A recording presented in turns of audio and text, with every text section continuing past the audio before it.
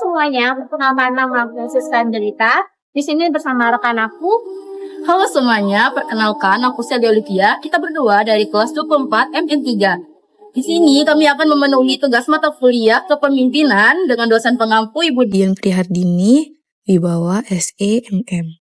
Berdirinya kami di sini ingin menjelaskan materi tentang dua paradigma kepemimpinan yang fundamental dalam ilmu manajemen sumber daya manusia, yaitu kepemimpinan transaksional dan kepemimpinan transformasional.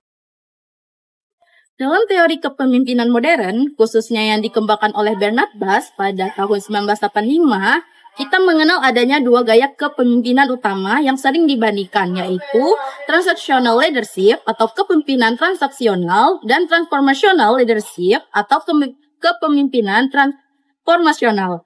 Kalau kita artikan secara sederhana, kepemimpinan transaksional itu adalah gaya kepemimpinan yang berbasis pada pertukaran. Ada hubungan timbal balik antara pemimpin dan bawahan. Pemimpin memberikan imbalan atau reward ketika bawahan mencapai target, dan sebaliknya ada konsekuensinya atau sanksi jika target tidak tercapai. Nah, karakteristik utama dari kepemimpinan transaksional ini ada 3. Yang pertama, contingent reward atau imbalan kontingen, yang dimana pemimpin memberikan penghargaan yang jelas sesuai dengan pencapaian kinerja. Yang kedua, manajemen by exception aktif, artinya pemimpin secara aktif memantau kinerja atau mengambil tindakan korektif jika ada penyimpangan. Yang ketiga, manajemen by exception pasif, yang dimana pemimpin baru bertindak kalau masalah sudah terjadi atau kinerja sudah di bawah standar. Contohnya, bayangkan jika kalian kerja di sebuah perusahaan retail. Manajer kalau bilang kalau kalian bisa mencapai target penjualan 100 juta bulan ini, kalian akan dapat bonus 2 juta rupiah. Kalau tidak tercapai, kalian harus lembur di akhir pekan. Nah, itu adalah contoh pemimpinan transaksional yang sangat jelas. Untuk gaya kepemimpinan transaksional memiliki kelebihan dan kekurangan. Untuk kelebihan dari gaya kepemimpinan transaksional adalah struktur yang jelas, ekspektasi yang terdefinisi dengan baik, dan stabilitas operasional yang terjaga. Bawahan tahu persis apa yang diharapkan dan apa yang akan mereka dapatkan.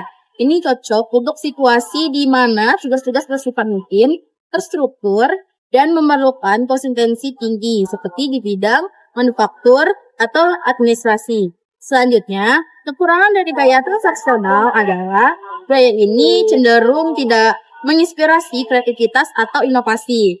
Bawahan mungkin hanya melakukan minimum yang diperlukan untuk mendapatkan reward atau menghindari punishment. Hubungan antara pemimpin dan bawahan bersifat transaksional semata. Kurang ada ikatan emosional atau pengembangan jangka panjang. Selain itu, dalam jangka panjang, kepemimpinan transaksional bisa menurunkan motivasi intrinsik. Artinya, bawahan bekerja bukan karena passion atau komitmen terhadap organisasi, tapi semata-mata karena imbalan eksternal. Kalau imbalannya hilang, motivasinya juga bisa ikutan hilang.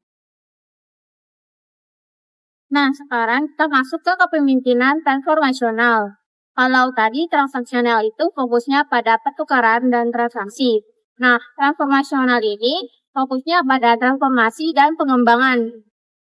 Jadi, pemimpinan transformasional adalah gaya kepemimpinan di mana pemimpin bekerja sama dengan bawahannya untuk mengidentifikasi perubahan yang diperlukan, seperti menciptakan visi untuk menginspirasi dan mendorong bawahan untuk melampau ekspektasi normal demi kepentingan organisasi. Menurut Bass, ada 4 komponen utama dalam kepemimpinan transformasional yang sering disebut sebagai 4Ps. Pertama, idealist influence, di mana pemimpin menjadi role model yang dihormati dan dipercaya. Mereka will do talk, artinya apa yang dikatakan sesuai dengan apa yang dilakukan. Yang kedua, personal motivation.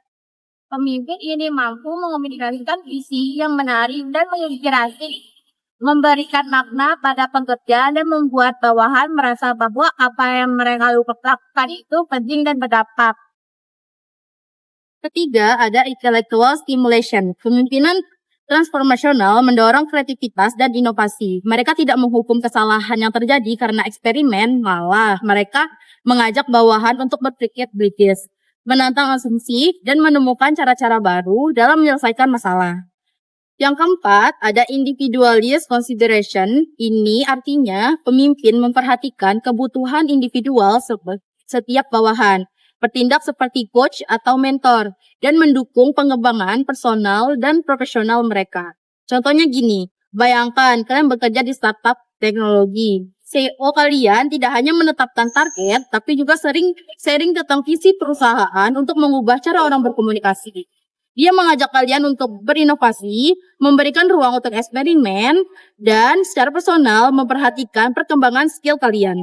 Ketika ada masalah, dia tidak langsung menyalahkan, tapi mengajak kalian belajar dari kesalahan. Nah, itu adalah kepemimpinan transformasional.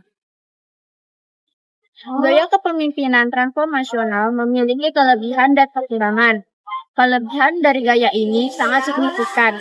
Riset menunjukkan bahwa kepemimpinan transformasional berkorelasi positif dengan kinerja ekstra, yang dalam istilah akademik disebut organization, citizenship, behavior, atau positif. Artinya, bawahan tidak hanya melakukan tugas yang diharuskan, tapi juga rela meluangkan waktu, effort tambahan demi kebaikan organisasi. Selain itu, gaya ini meningkatkan kepuasan kerja, komitmen organisasi, dan mengurangi turnover. Bawahan merasa dihargai sebagai individu, bukan hanya sekedar sumber daya untuk mencapai target, tapi tentu saja ada kekurangannya. Kepemimpinan transformasional memerlukan waktu dan energi yang besar dari pemimpin. Tidak semua situasi cocok dengan gaya ini. Misalnya dalam situasi krisis atau organisasi yang baru berdiri dan memerlukan struktur yang ketat. Gaya transaksional mungkin lebih efektif. Selain itu, ada risiko pemimpin transformasional menjadi terlalu karismatik sampai bawahan mengikuti tanpa kritis, atau visi yang terlalu besar tapi eksekusinya tidak realistis. Nah, kalau kita bandingkan kedua gaya ini, intinya adalah transaksional itu fokus pada apa yang harus dilakukan dan apa yang akan didapat. Sementara transformasional fokus pada mengapa ini penting dan bagaimana kita bisa berkembang bersama. Transaksional bekerja baik untuk stabilitas dan tugas-tugas rutin, sementara transformasional lebih efektif untuk perubahan dan inovasi. Transaksional mengelola, transformasional menginspirasi. Bukan berarti satu lebih baik dari yang lain. Situational leadership theory mengatakan bahwa efektivitas kepemimpinan tergantung pada konteks. Pemimpin yang hebat adalah yang bisa menggunakan kedua gaya ini secara fleksibel sesuai kebutuhan. Jadi, bisa disimpulkan, yang pertama, kepemimpinan transaksional berbasis pada pertukaran imbalan dan konsekuensi.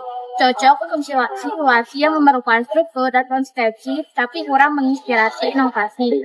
Yang kedua, kepemimpinan transformasional berbasis pada visi dan inspiratif. Pengembangan individual dan inovasi.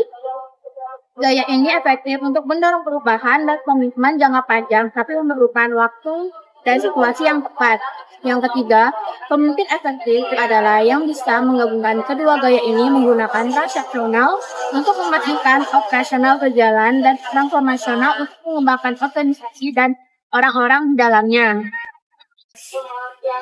Demikian materi yang dapat kami sampaikan. Semoga penjelasan ini bisa menambah pemahaman kita tentang topik yang dibahas dan bermanfaat dalam kehidupan sehari-hari. Terima kasih atas perhatiannya. Bye-bye.